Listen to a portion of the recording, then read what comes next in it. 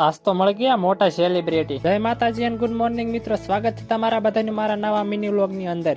સવારમાં ફાળી ગયા અઢળક ડબ્બા વાળી રેલગાડી. લાગે છે વરસાદ આવવાનો છે, કારણ કે લોકવાયકા એવી છે ને કે કીડીયું પોતાનો ખોરાક એકઠો કરવા મળે એટલે વરસાદ આવે. વરસાદ આવે કે ન આવે, કીડીયું તો પોતાનું કામ કરે છે, એટલે આપણે હવે આપણું કામ કરવા મળ્યું. એટલે આપણે છોડી મૂક્યા ડોબા. હમણાંથી મને એવું લાગે છે હું ઢોરુક્યો બની ગયો છું. રોજ સવારે જાગીને આપણે ડોબા છોડવાનું કામ હોય છે. ભેંસું ચારતી વખતે કઈ આપણે કઈ કામ હોય ને, એટલે આપણે જોતા હતા એશિયા કપ ની મેચું. એટલે આને તો સગવો માર્યો. લાઈટ આવી ગઈ હતી એટલે બાપુએ કપામાં કરી દીધું તું પાણી ચાલુ.